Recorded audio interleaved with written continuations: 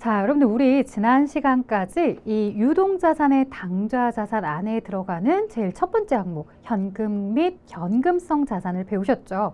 이 현금이 현금성 자산이다라고 했을 때 뭐 현금, 당좌예금, 보통예금, 현금성 자산 이런 내용들 배웠고요. 현금이 될 수 있는 것과 될 수 없는 것 구분을 굉장히 까다롭게 하셔야 되는 거죠. 이 통화와 통화대용증권이다라고 했을 때 이 통화대용증권에 자기압수표, 타임발행수표, 여러 가지 각종 수표와 뭐뭐한 증서들 이런 것들 이제 모두 다 통화대용증권으로 현금이 되는데, 자 그러다 보니까 이 현금이 되지 못하는 것들에 대해서 좀 더 주의해 주세요 했어요. 이제 주로 저희 시험 문제에 나왔던 게 수입인지 같은 경우 현금이 될 수 없는 거죠. 그 다음에 선일자 수표나 이런 것들도 수표로 끝나기는 하지만 어음의 성격을 가지고 있기 때문에 뭐가 될 수가 없더라. 우리가 현금 및 현금성 자산 안에 넣을 수가 없더라. 그 다음에 타인이 발행한 수표는 내가 받아왔을 때 현금이죠.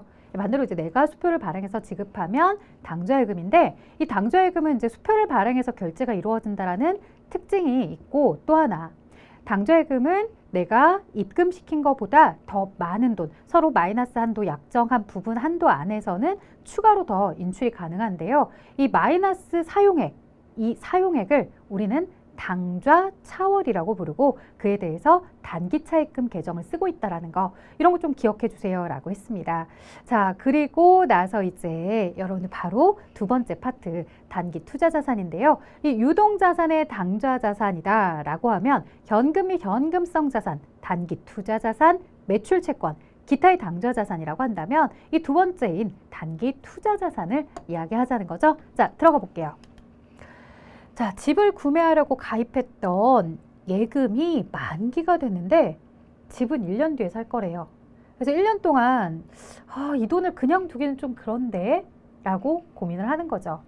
자, 그러면 여러분들 이제 뭐 집을 구매한다라고 하는데 왜 굳이 1년 뒤에 사, 지금 사야지 이렇게 생각하시는 분들도 있지만, 그렇지 않고 이제 분양을 받아놨다고 생각을 하면 분양 받아놓고 나서 내가 이제 중도금 내려고, 잔금 내려고 모아놨던 돈이 있는 거죠. 근데 아직 입주 시기는 되지 않았는데, 입주는 내년도인데 지금 현재 내가 잔금이랑 다 마련이 된 거야. 그러면 그걸 고스란히 은행에 이렇게 잘 두시는 분들도 있겠고, 아니면 은행도 못 믿어 하시면 집에 금고에 넣어놓는 분들도 있겠죠. 근데 사실은 그런 경우들보다 어떤 것들을 더 많이 할까요? 보통 이제 제일 흔하게 하는 게 은행에다가 맡기는 게 제일 흔한 거지만, 요즘 같은 은행이자면 다들 은행에다가 잘 안 맡기려고 하실 거예요. 정말로 뭔가 맡겨놓고 이자를 받는다기보다는 분실이나 도난이나 이런 것들을 좀 피하려고 은행에다가 맡기는 정도밖에 안 되죠. 그럼 이제 이쪽에서 그러죠. 그래서 그냥 보관하기보다는 적금을 좀 넣으면 어떨까? 일반적인 입출금이 자유로운 보통예금 말고 정기예금이나 정기적금 이런 거 가입하면 어떨까라고 하고요. 그 다음에 이제 요즘은, 자, 제가 이제 여러분들께 강의를 전달하는 시점에서는 주식시장이 어떨지 모르겠어요. 뭐 코스피 3,000이 넘어갔다, 어느 날은 2,900선도 갔다, 뭐 왔다 갔다 하는 시즌인데, 주식에 관심이 없는 분들은 무슨 얘기야 이렇게 얘기하실 수도 있지만, 자, 요즘은 이제 많이들 일반인들도 주식을 많이 하시니까 그러지 말고 주식을 하는 게 어때? 뭐 예를 들어서 너가 지금 가지고 있는 돈이 잔금이 한 5억 원 정도 되는 돈이면 그 5억 원 그냥 가지고 있으면 아깝잖아. 주식 사서 뭐 3%만 수익을 내도 5%만 수익을 내도 이렇게 이제 얘기를 해주는 거죠. 근데 들으니까 근데 그것도 일리가 있는 것 같아요. 은행에 갖다 놓고서 1% 이자 받는 것보다 그래 5%의 수익만 올려도 이게 더 이익이겠다, 뭐 이렇게 생각을 할 수도 있겠죠. 자, 근데 뭐 그리고 또 뭐가 있을까 생각을 또 좀 해보는 거죠. 근데 보통 회사는 이럴 때 어떻게 할까요? 회사도 분명히 뭔가 회사가 새로운 투자나 새로운 사업을 들어가기 전에 여유로 몇 개월 혹은 1년 이내에 기간 동안 여유 자금이 있다. 그것을 그냥 그대로 둘 수도 있지만 이걸 또 활용하는 방법도 있을 거예요. 회사의 관점으로 돌아와서 이걸 어떻게 하면 좋을지 한번 이야기를 나눠보자는 얘기입니다. 자, 여러분들이 앞에서 이제 대화를 나누면서 알게 되었어요. 그래, 누구나 다 정기예금, 정기적금 이런 걸 가입할 거야. 그 다음에 뭐 CMA 통장에다가 가입을 하면 좋아 라고 재테크를 좀 하실 줄 아는 분들은 CMA 통장을 이야기하기도 하겠죠. 뭐 어음관리구자 이렇게 얘기하기도 하고, 자, 뭐 그런 상품들, MMF나 이런 상품들을 구매할 수도 있지만 또 어떤 경우도 있냐면 주식을 살 수도 있는 거고요. 아, 주식은 리스크가 너무 큰 것 같아 라고 하면 어느 회사가 발행하는 사채라는 증서를 구매하기도 할 거예요. 이 사채라는 건 어떤 회사가 거대한 자금을 아주 장기간 동안 빌리고자 할 때 발행하는 증서인데 아무래도 은행에 있는 시중 이자보다 좀 더 비싼 이자를 받을 수 있다라고 한다면 그 사채를 구매하는 것도 방법이겠죠.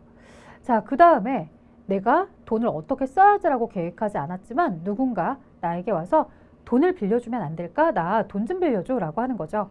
왜 여러분들 내가 은행도 아닌데 왜 나한테 돈 빌려달라고 해? 라고 하겠지만 사실 개인과 개인 간에서도 이런 금전거래가 정말로 많이 이루어지죠.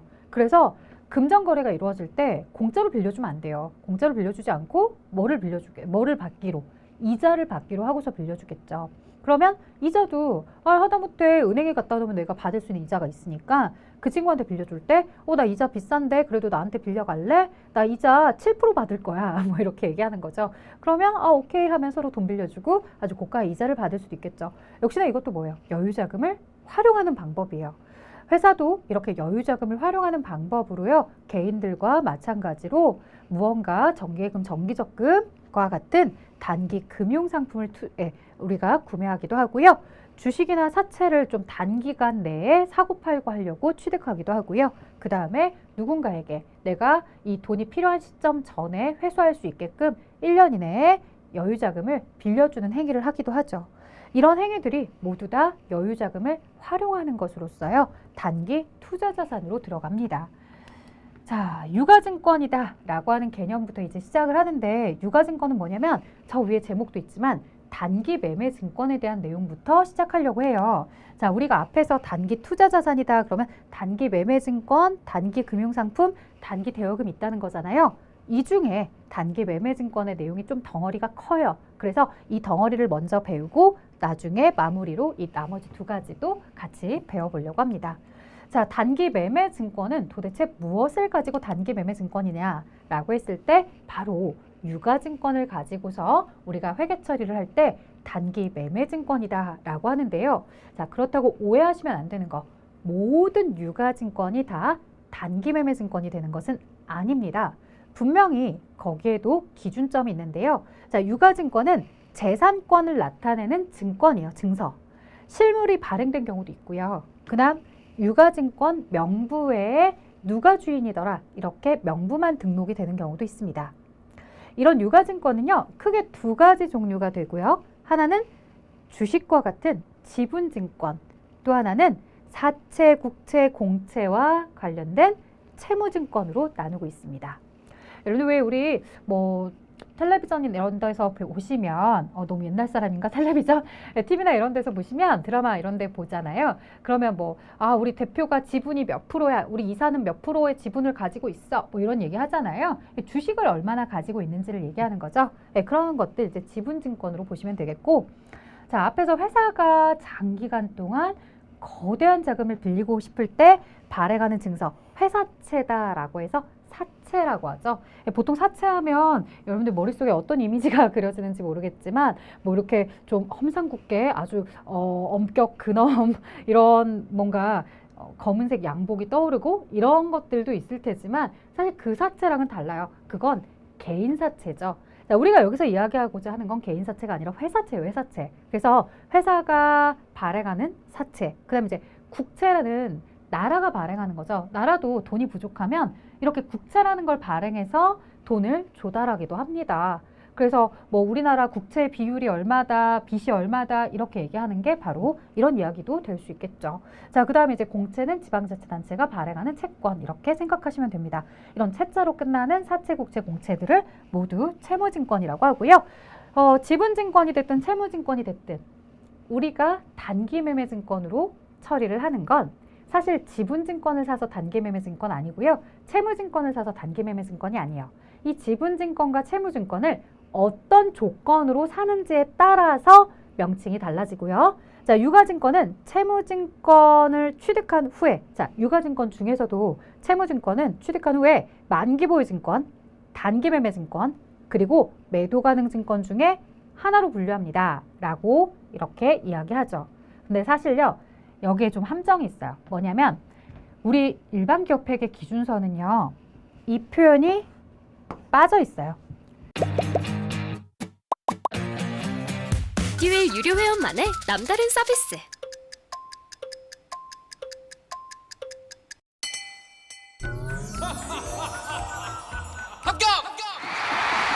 합격하고 돈도 받는 혜택. 오직 에듀윌 유료 회원에게만. 에듀윌.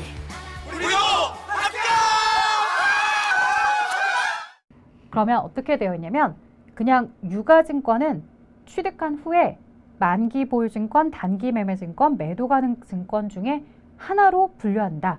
사실은 이렇게 써져 있거든요. 기업회계 기준서에. 근데 왜 제가 여기다 채무증권이라는 표현을 넣었는지 이제 얘기해 볼 건데요. 자, 사채 같은 경우 생각을 해보면 사채는 이런 거 만기가 들어있잖아요.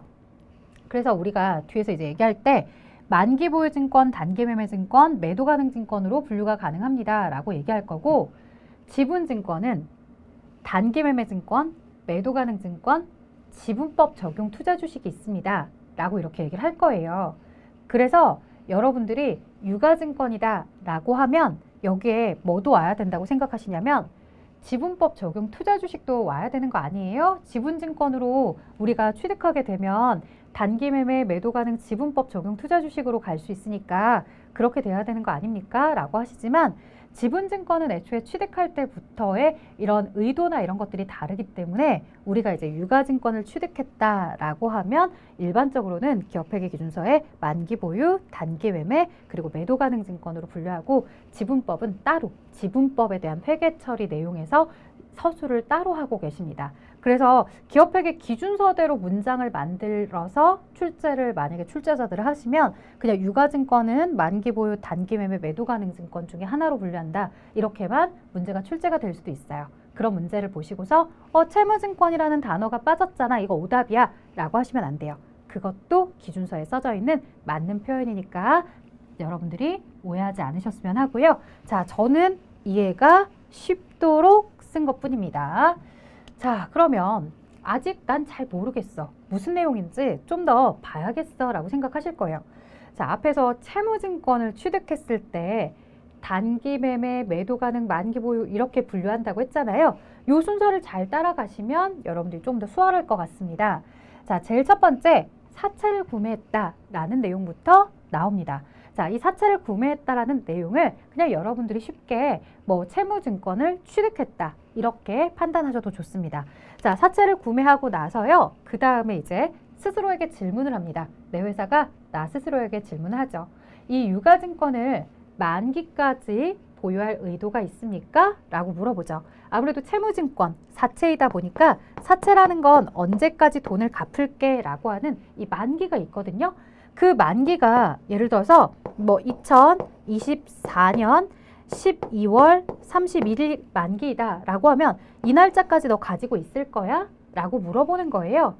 그래서 만기까지 가지고 있을 의도가 있다 라고 하는 거죠.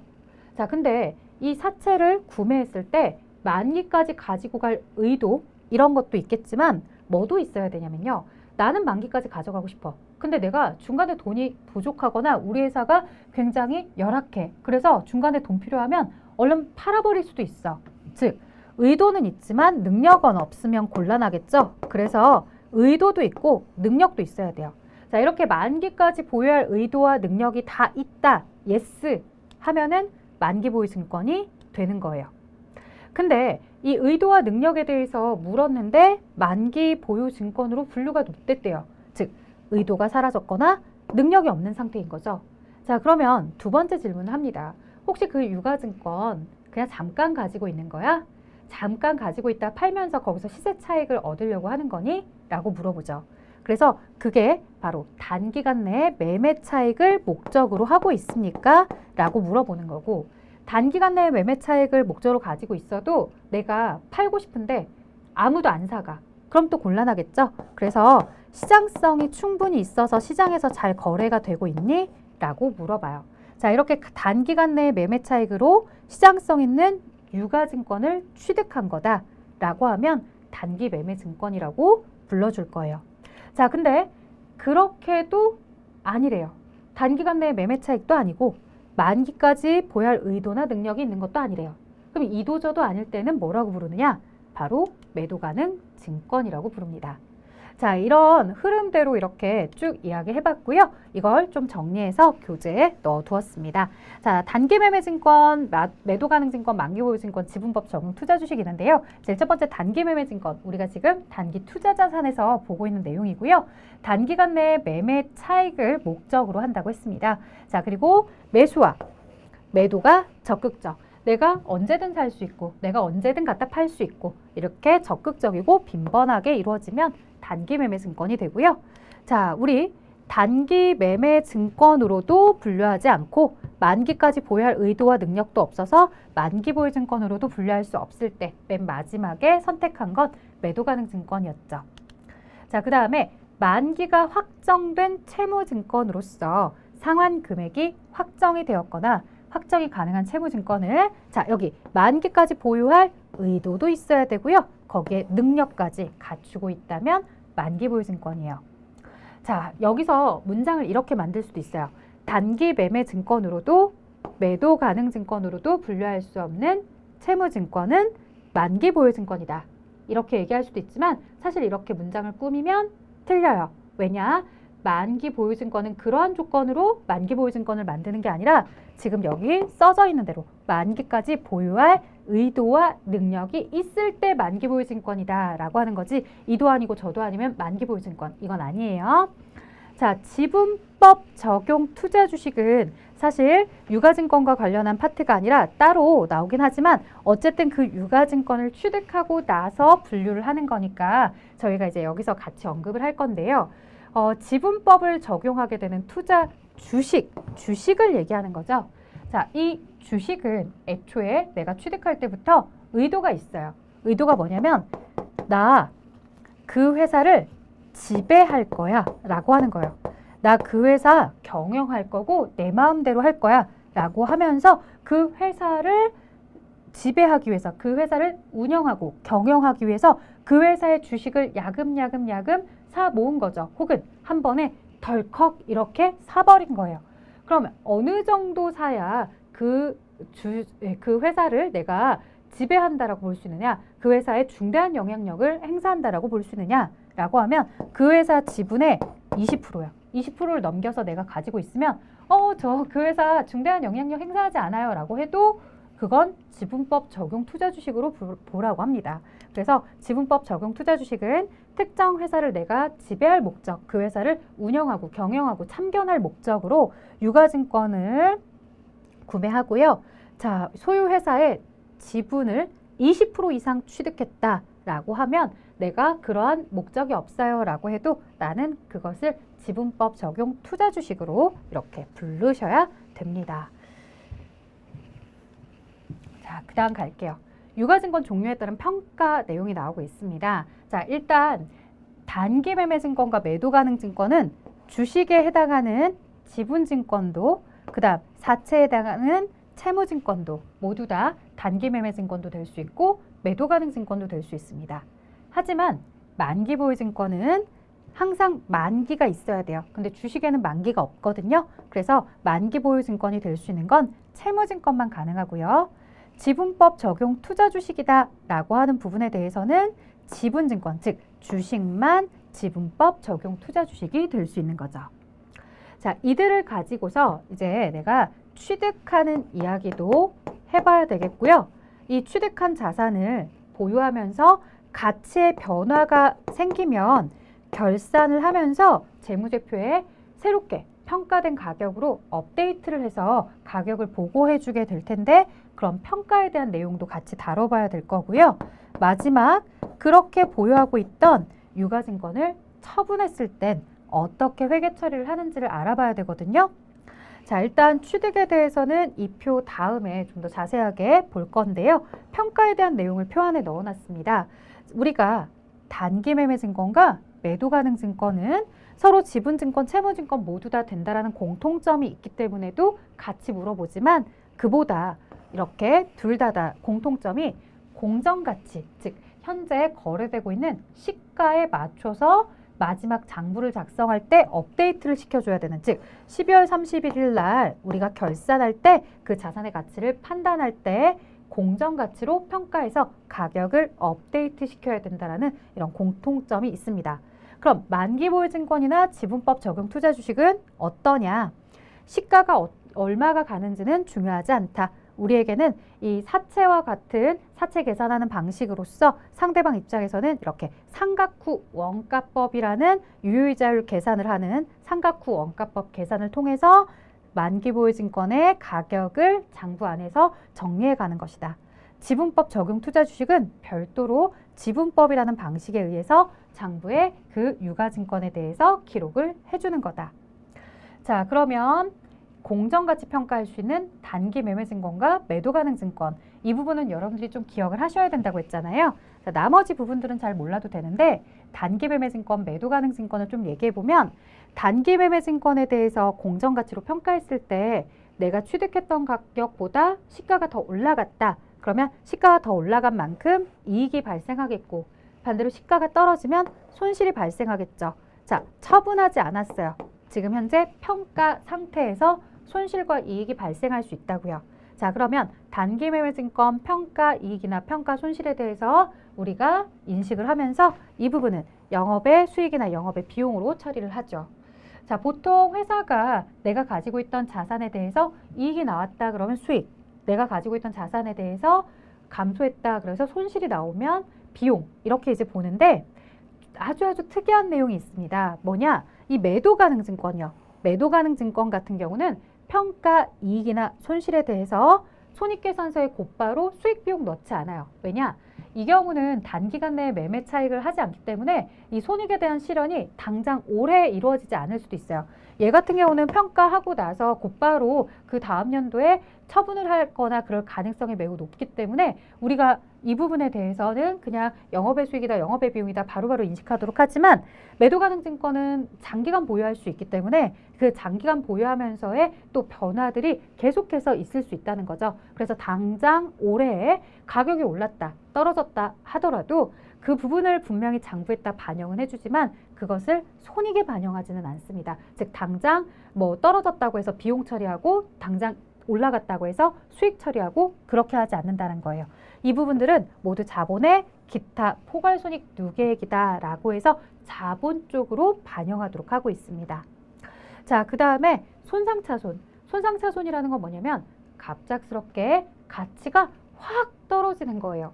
자, 갑작스럽게 그 회사가 부도를 맞이하게 되었대. 즉 어음대금에 대해서 결제하지 못했대. 그 회사 위태위태하대. 이런 이야기들이 다 들리면서 갑작스럽게 그 회사의 유가증권의 가치가 확 떨어지는 경우예요. 그러면 갑자기 확 떨어지는 경우 단기 매매증권이라는 건 어차피 단기간 내에 처분할 거니까 그때 손익을 인식하면 되고, 이런 나머지 매도가능증권, 만기보유, 지분법 적용 투자 주식은 아직도 계속해서 보유하고 있기 때문에, 그리고 앞으로도 계속 보유할 것이기 때문에 갑작스럽게 가치가 확 떨어지면 그에 대한 손상차손을 여기서 인식하도록 하고 있습니다. 자, 이렇게 각각 유가증권들에 대해서 어떻게 평가하고 그 평가 손익은 어디로 가게 되는지, 혹여 가치가 갑작스럽게 떨어지는 손상차손은 인식을 하는지 안 하는지 정리해 보았고요. 자, 그 다음 단기 매매증권의 취득부터 한번 이야기해 보도록 할게요. 대부분의 자산은 취득, 평가, 처분 이렇게 3단계를 가지고 간다고 했었는데요. 취득하는 시점에서 장부를 어떻게 기록할 거냐? 자, 단기 매매증권은 취득 원가는 주식수를 공정가치로 측정한 금액을 의미합니다 라고 하는데, 사실 주식수 곱하기 공정가치 이렇게 이야기할 수 있고요. 또 하나는 그냥 주식수에다가 구입하는 가격입니다 라고 하시면 돼요. 지금 회사가 지금 시가로 구매를 하고 있기 때문에 지금 공정가치로 구매하고 있기 때문에 그냥 주식수의 공정가치 혹은 주식수에 대해서 내가 구매하는 가격으로 계산하시면 돼요. 주의할 점, 분명히 자료에 액면가액을 주는 날이 있을 거예요. 이 단기 매매증권에 대한 취득 원가를 구하세요 라고 하는데 액면가액이 제시가 되면 걔는 무시하라. 액면가액이 뭐냐면요, 그 주식이나 사채가 처음 태어났을 때, 이걸 처음 인수했을 때 표면에 적은 금액을 액면가액이라고 해요. 그러면 액면가액 10,000원짜리를 내가 7만 원에 구매했다 라고 하면 액면 10,000원이라고 써져 있지만 실제 내가 지불한 가격은 7만 원인 거잖아요. 그러면 내가 취득한 가격은 7만 원이니까 당연히 취득원가는 현재 구입 가격, 현재 시가대로 쓰셔야 된다는 거예요. 액면가액을 쓰는 게 아니라는 거예요. 액면가액은 언제 쓰냐면 이 주식을 발행한 사람이 쓰면 되는 거예요. 이 주식을 발행한 회사에서 액면가액을 쓰면 되는 거고, 구매한 입장에서는 내가 지금 얼마에 구매했는지 구매한 가격을 쓰시는 겁니다. 3개요? 완전 초보였죠. 그것도 생초보. 퇴근하고 에듀윌 강의 들으면서 한 2달 정도 공부했던 것 같아요. 그래서 제가 세운 목표는 강의를 한번 다 듣고 기본기를 만든 후에 기출문제를 풀자 이거였거든요. 강의만 들어도 그 안에 기출문제로 그날 배운 내용 적용해서 풀어보는 거라 공부하는 데 도움이 많이 됐어요. 에듀윌은 합격이다! 자, 근데 이렇게 단기 매매 증권을 취득하는데요. 이 취득하는 과정에서도 수수료가 발생할 수 있다는 거죠. 자, 이런 매입 과정에서 발생하는 수수료에 대해서는 우리가 수수료뿐만 아니라 증권거래세 이런 거에 대해서는 지급 수수료라는 비용으로 별도로 인식하라고 합니다. 자, 보통은 자산을 취득하는 과정에서 들어가는 부수적인 비용들은요. 원래는 다 취득할 때 들어가는 희생이니까 취득원가에다가 포함시키라고 하거든요.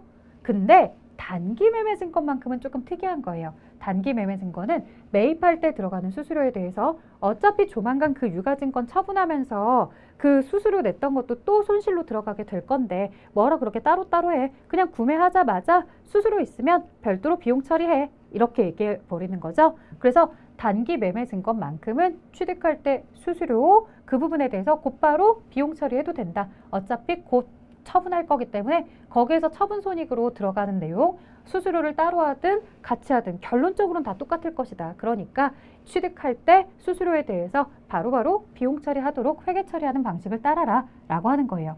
자, 단기 매매 증권의 취득 가격은 이동평균법을 쓴대요. 내용이 좀 어렵다, 그쵸? 자, 이동평균법이라는 건 뭐냐면 매입할 때마다 단가를 새롭게 계속 업데이트 해주는 거거든요. 자, 근데 이렇게 얘기하면 좀 어려워라고 하실 텐데 여러분도 혹시 요즘 이제 개인분들도 주식 투자 많이 하시니까 직접 하지 않아도 옆에서 이제 듣는 얘기가 있잖아요. 야, 너 뭐 삼전 얼마에 올라탔어? 뭐 이런 얘기부터 시작해서 나 지난번에 뭐 85,000원에 올라탔는데 지금 평단가가 많이 떨어져서 혹은 평단가 올라갔어 뭐 이런 얘기를 하는데, 자, 이런 게 무슨 얘기냐면 같은 주식도 같은 가격으로 매입할 수 있지만 계속해서 주가가 왔다 갔다 하다 보니까 내가 매입하는 과정에서 이 주식의 가치가 또 다르더라는 거죠. 예를 들어서 처음에 S전자 주식을 85,000원에 구매를 했어요. 근데 주가가 자꾸 떨어지는 거야. 그래서 이제 우리들끼리 그런 얘기를 하는 거예요.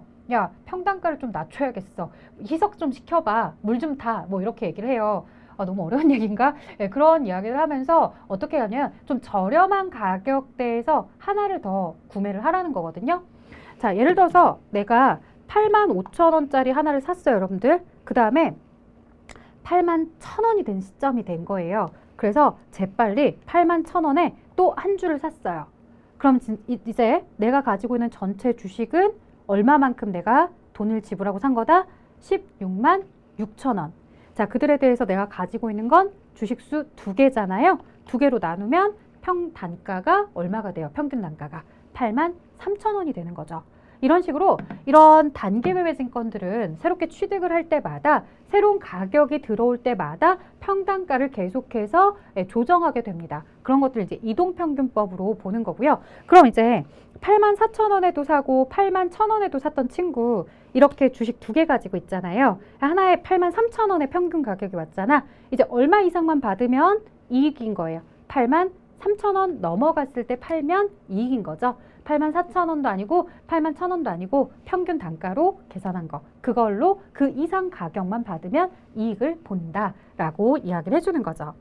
자, 그 다음에 단기 매매 증권에 대한 이런 취득에 대해서 우리가 이야기를 해봤는데요. 매입할 때 수수료 별도로 처리해라 라고 했지만 굉장히 특이한 케이스라고 했죠. 다른 나머지 자산들은 모두 다 매입할 때 취득 원가에 포함시키세요 라고 했잖아요. 그러면 여러분들 매도 가능 증권이 나왔어요. 혹은 여기에 쓰여지진 않았지만 만기보유증권이 나왔어요. 그들을 내가 취득하는 과정에서 수수료가 발생했다? 그럼 어떻게 해야 돼요? 이렇게 매입할 때 들어가는 수수료나 증권거래세 같은 매입 부대 비용은 다 취득원가에 포함시키는 거예요. 자, 이 내용을 그냥 여러분들이 내용만 읽으셨지만 사실 이걸 회계 처리로 표현해 보면 이렇습니다. 자, 액면가액이 예를 들어서 제가 한번 얘기해 볼까요? 액면가액이 5,000원짜리 주식에 대해서 1,000주 사본다고 할게요. 액면 5,000원짜리 주식을 1,000주 살게요. 근데 실제로 구입하는 날 가격은 7,000원으로 구매를 했대요. 자, 그러면 앞에서 말씀드렸다시피 뭘로 기록을 하셔야 돼요? 액면가액이 아니라 이쪽에 실제 구매한 가격으로 쓰셔야 된다고요. 그래서 차변의 단기매매증권 700이 된 거예요. 자, 그런데 대변의 현금이 710이에요. 이 얘기는 매입하는 과정에서 10만 원의 수수료가 발생했다는 거고요. 그 발생한 수수료는 지급 수수료다라고 해서 영업의 비용으로 처리를 하시면 돼요. 자, 지급 수수료도 뭐 500번대의 제조원가도 있고요. 800번대의 판매 관리비도 있겠지만 900번대의 영업 외 비용 쪽으로 처리를 한다라는 것도 좀 주의하시면 좋을 것 같아요. 지급 수수료, 영업의 비용 쪽으로 들어가요. 그럼 이제 문장을 만드시는 분들이 이렇게 하겠죠. 단기매매증권의 취득 원가는 구입 가격 혹은 구입 당시의 공정가치로 기록한다. 맞는 표현이고, 단기매매증권의 취득하는 과정에서 발생한 수수료 및 증권거래세는 영업의 비용으로 처리한다. 맞는 표현입니다. 자, 이렇게 이야기 해드렸고, 그럼 매도가능증권이랑 비교해보자. 매도가능증권도 똑같은 조건으로 구매를 했다. 근데 회사가 인식을 할 때 단기매매증권이 아니라 매도가능증권으로 인식할 거다라고 하면 이렇게 대변의 현금 710이 나갔습니다. 근데 수수료를 따로 쓰지 않았죠? 모두 매도가능증권으로 이렇게 포함을 시켰습니다. 자, 얘가 만기보유증권이다라고 해도 만기보유증권 아래처럼 하시면 돼요. 위에 이렇게 지급 수수료를 영업의 비용으로 따로 쓰는 방식은 단기매매증권만 그렇습니다. 자, 이제 단기매매증권으로 분류되는 주식 100주를 6,000원, 액면가액 주당 5,000원에 취득하고 수수료 10,000원을 납부하였다. 회계장부에 계상이 될 단기매매증권의 취득원가를 물었는데요. 앞에서도 계속 여러분들께 강조해 드렸어요. 무슨 얘기? 액면가액은 무시하셔라. 단기매매증권은 주식수 곱하기 주당 취득가격만 하시면 돼요. 그럼 매입할 때 수수료는 지급 수수료로 영업의 비용 따로 쓰실 거죠? 따라서 6,000원에 100주만 하신 거 얼마? 3번이 되겠죠. 만약에 여기에서 문제에 대해서 좀 바꿔서 장기간 투자할 목적으로 구매한 유가증권이다. 혹은 매도가능증권이다. 매도가능증권의 취득원가는 얼마인가? 라고 물었다면 정답은 4번으로 바뀌는 겁니다. 그래서 단기매매증권과 매도가능증권 구분 잘 해주셔라. 다음 중 일반 기업회계 기준상 금융자산에 대한 설명으로 틀린 것은? 자, 단기간 내에 매매 차익을 목적으로 하게 되면 단기매매증권, 채무증권은 단기매매증권으로 분류가 안 되면 만기보유증권으로만 분류가 가능하다? 아니었죠, 여러분들. 채무증권은 우리가 세 가지 있었죠? 뭐가 있었어요? 단기매매증권도 있고, 만기까지 보유하는 것에 대한 만기보유증권도 있고, 그 다음에 장기간 들고 있는 매도가능증권도 있었죠? 근데 단기매매증권이 안 되면 만기보유다? 틀렸죠. 만기보유는 만기까지 보유할 의도와 능력이 있을 때 만기보유증권이에요. 그래서 틀린 설명 2번. 단기매매증권을 취득할 때 매입수수료는 단기의 비용으로 처리해달라고 했어요. 그래서 별도의 비용 계정, 지급수수료 좀 더 자세하게는 영업의 비용 쪽으로 넣어달라고 했고요. 만기보유증권도 마찬가지로 매입할 때 수수료는 취득원가에 가산한다. 자, 단기매매증권일 때만 따로 비용으로 인식하는 거니까요. 주의해주세요. 자, 단기매매증권의 평가. 단기매매증권은 공정가치로 평가하고 있으며 평가에 대한 손익은 단기 손익으로 인식합니다. 라고 되어 있고요. 자, 이 얘기는 우리가 예를 들어서 단기매매증권 700만 원짜리인데 이 700만 원짜리 단기매매증권에 대해서 뭐 1,000만 원으로 평가를 하자라고 하면 가치가 300만 원 상승한 거잖아요. 그럼 차변의 단기매매증권 300, 대변의 단기매매증권 평가이익 300 이렇게 시가, 공정가치로 평가를 하는데 이 공정가치 평가했을 때 단기매매증권 평가이익 이 부분은 손익계산서에 영업의 수익으로 넣는 거죠.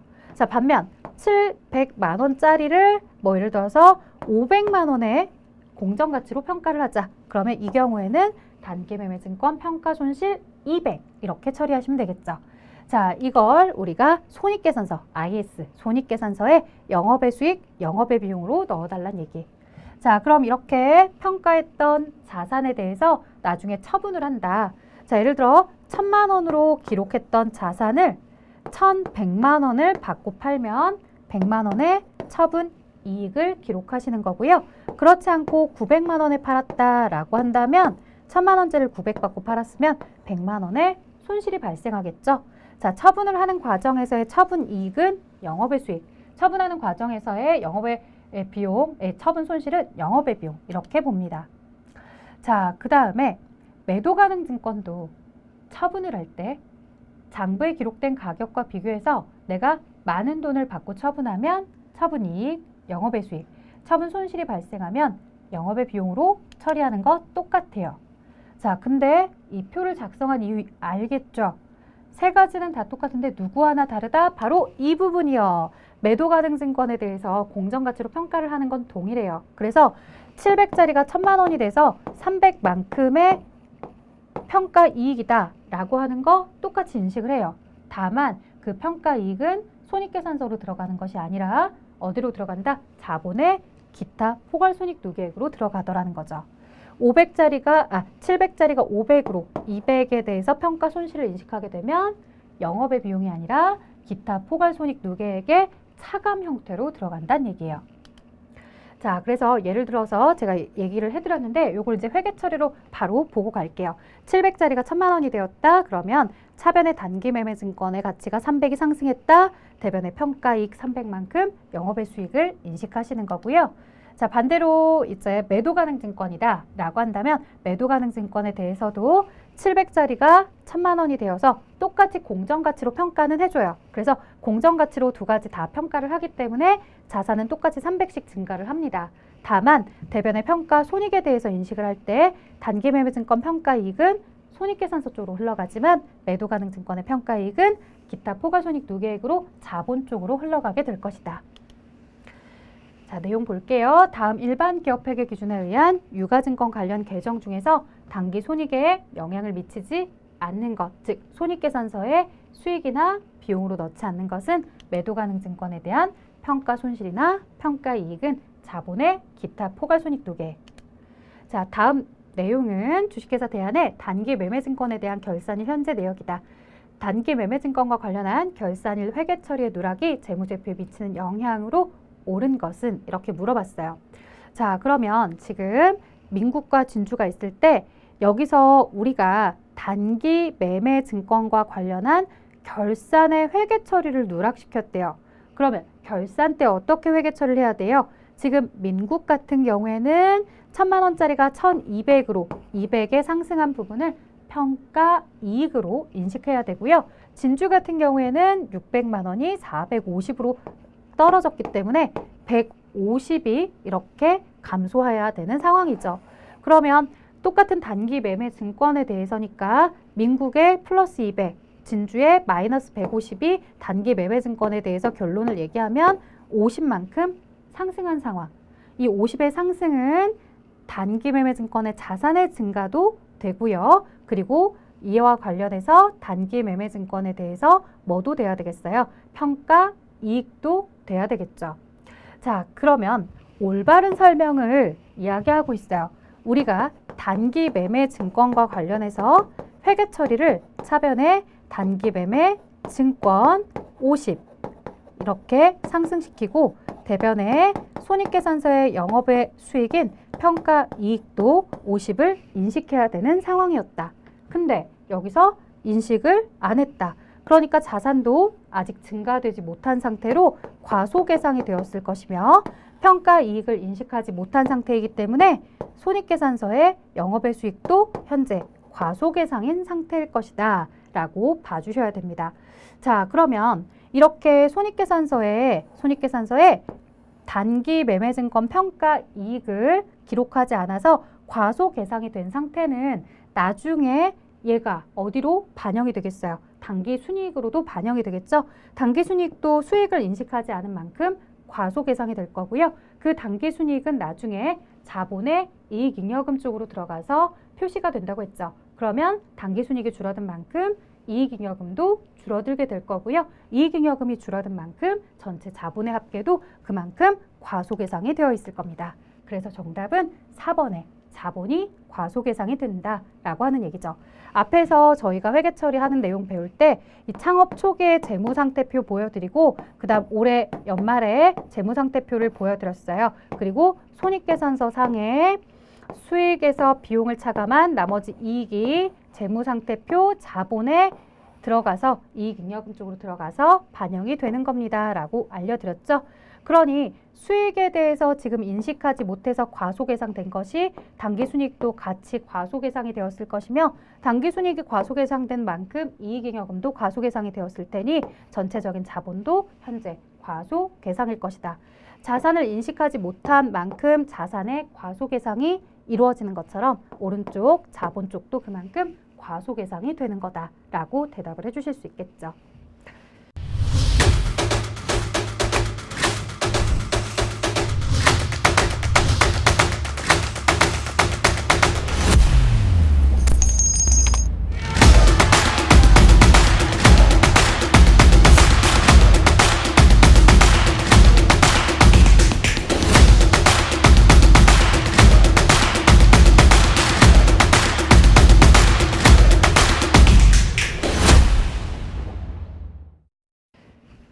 다음 내용으로 넘어가서 보도록 하겠습니다.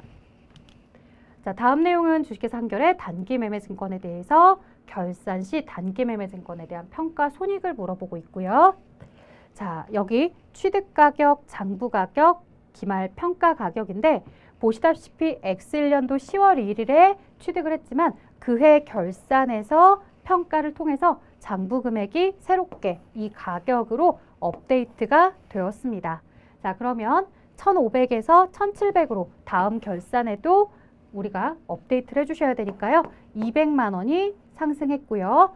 550짜리가 500으로 떨어졌으니까 50만 원의 손실이 인식이 되겠고요. 이들에 대해서 동일한 단기매매증권이기 때문에 단기매매증권을 통합해서 사용하게 되면은 이 단기매매증권에 대한 평가 손실과 평가 이익에 대해서 다 표기하면 평가이익 150이 기록이 돼야 될 것이다.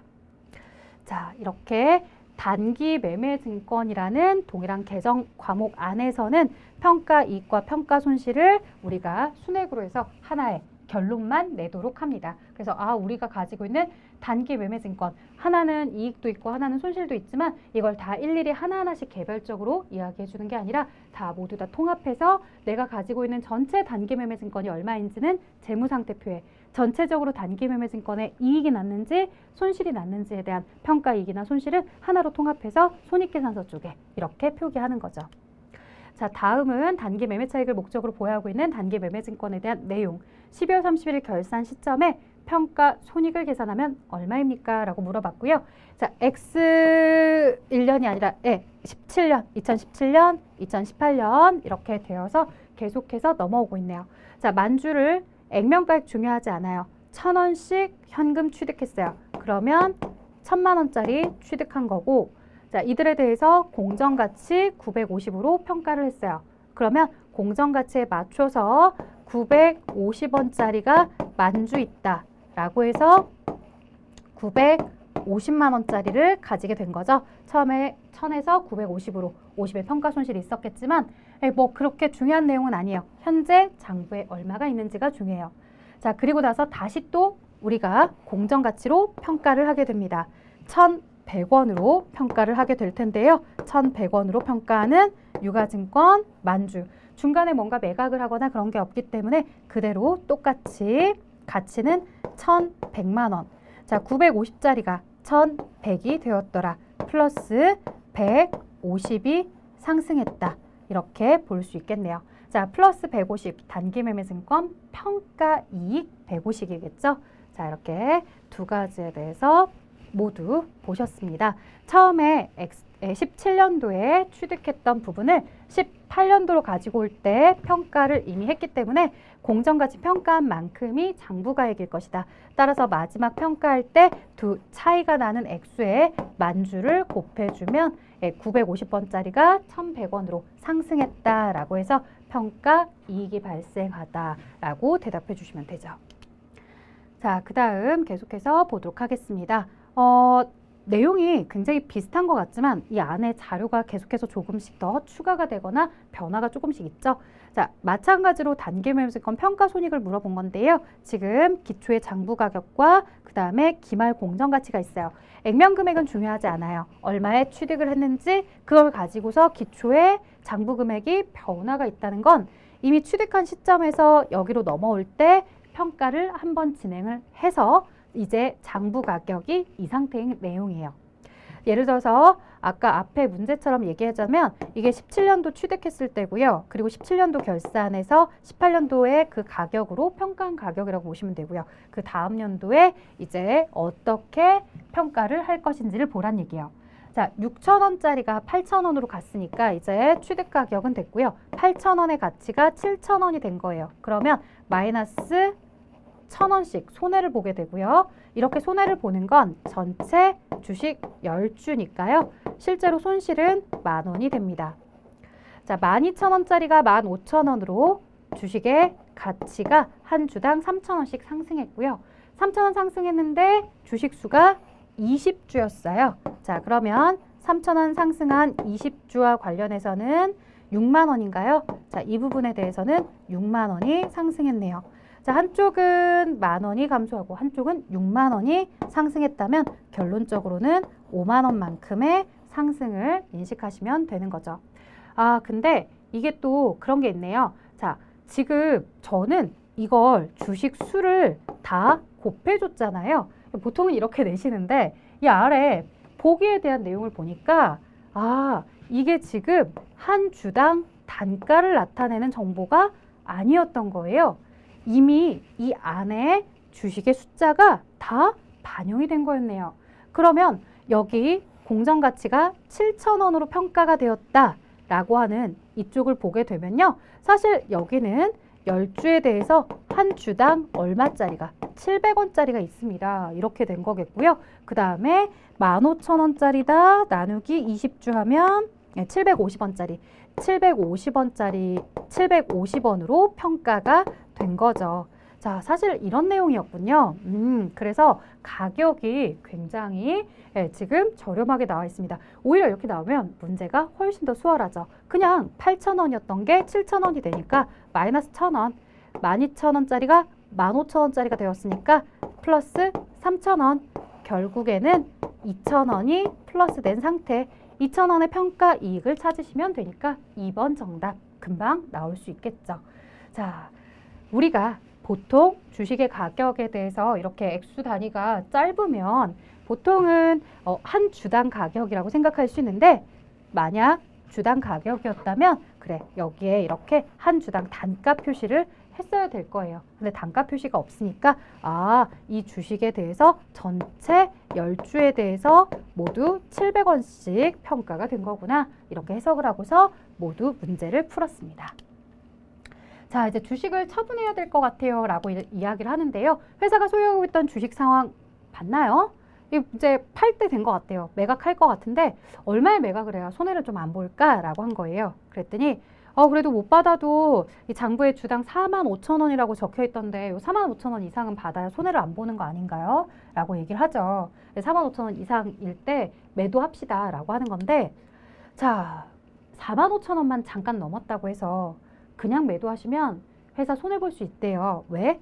장부에 기록된 가격 이상 받기도 물론 해야 되겠지만 처분할 때 수수료도 있으니까 그 수수료까지 고려를 해서 손해보지 않는 범위를 찾아가셔야 된다는 얘기예요.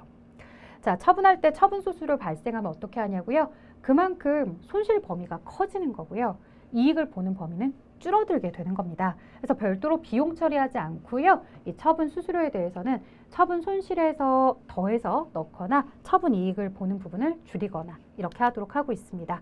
자, 예를 들어서 단기 매매 증권 1,000만 원짜리를 1,200에 팔았다. 그러면 200의 처분 이익이 나오잖아요. 이 과정에서 수수료 50이 있었다라고 한다면 아예 들어올 때 1200이 아니라 수수료 50 빼고 1150으로 들어오는 거예요. 그리고 나서 1000만 원짜리를 1150 받고 팔았잖아요. 그럼 이익이 200이 아니라 이익은 실제 150만 나는 거죠. 그래서 이익에서 수수료 있는 부분을 이렇게 빼서 순수하게 이익 본 건 150만 이익을 봤다라고 하는 거고, 자 반대로 이런 경우도 있겠죠. 1000만 원짜리를 800 받고 팔았다.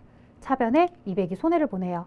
그런데 여기서 수수료가 있었다라고 한다면 수수료 빼고 들어올 거죠. 얼마 들어오겠다. 750. 뭐 별도로 줬다고 해도 상관없어요. 어쨌든 순수하게 자산이 증가하는 건 750. 1000만 원짜리를 팔았는데 750을 받았다. 손실의 범위가 200이 아니라 수수료까지 합쳐져서 250까지 이렇게 커지게 됩니다. 자, 우리가 취득할 때 수수료 증권거래세, 단기 매매 증권은 이 지급 수수료라는 영업의 비용으로 처리하고 있고요. 나머지 매도 가능 증권이나 만기 보유 증권은 취득 원가에 포함한다라는 거 주의해 주시고요. 단기 매매 증권 평가 손익이다라고 했을 때 영업의 손익에서 손익계산서 있고요. 매도 가능 증권 평가 손익이다라고 해서 기타 포괄 손익 노계획으로 들어가는 거 주의해 달라고 했습니다. 자, 다음 자료를 이용해서 보스턴이 단계 보고해야 될 단기 매매 증권 처분 손익을 계산해 보세요 라고 하는데요. 자, 지금 전기초 주당 6,000원에 취득을 했던 거, 그래서 100주에 대해서 6,000원에 취득을 했고요.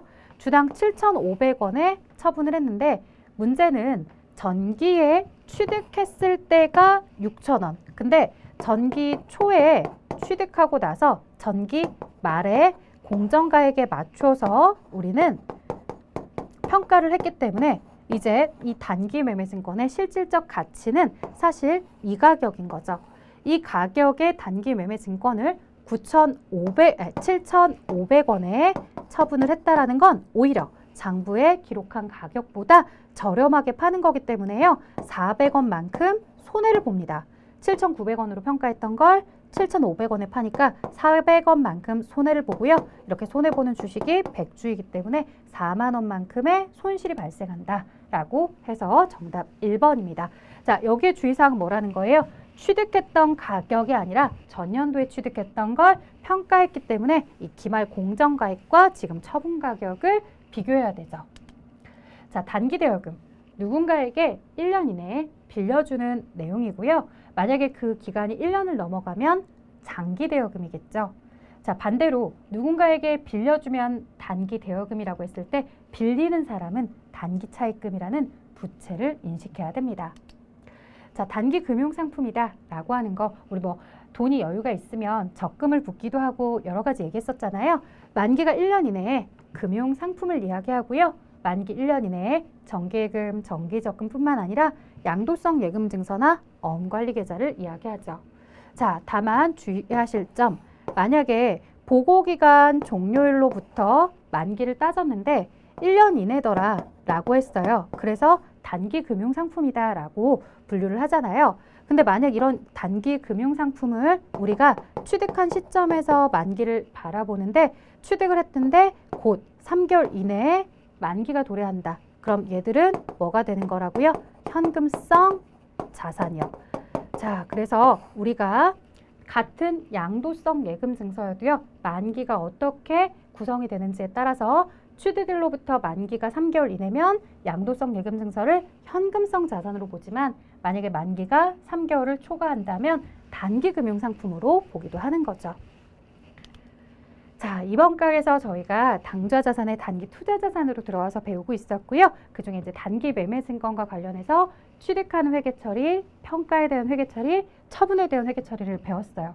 진짜 중요한 건 공정가치로 평가를 하고 있기 때문에 마지막 처분을 할 때에도 이 공정가치에 대한 영향을 받는 것이지 취득 가격에 영향을 받지 않았다. 누구? 단기 매매 증권에 대해서 회계 처리할 때 이 부분을 좀 주의를 해주셔야 돼요.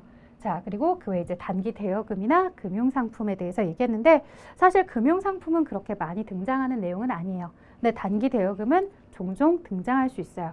근데 등장할 때 뭐 어렵게 등장한다기보다는 그냥 누군가에게 돈을 빌려줬는데 그 기간이 1년 이내다라고 하면 단기 대여금, 반대 개념에 단기 차입금이 있다. 이 정도만 알고 계시면 됩니다. 여기서 여러분들이 꼭 기억하셔야 되는 건 언제 단기 매매 증권으로 부르는지, 그리고 그 단기 매매 증권과 관련한 회계 처리를 어떻게 하는지, 혹 회계 처리까지 몰라도 취득 가격 어떻게 쓰는지, 평가 손익 어떻게 계산하는지, 처분 손익은 어떻게 인식하는지, 이 내용은 꼭 알고 가셨으면 좋겠습니다. 자, 여기까지 진행하도록 할게요. 수고하셨습니다.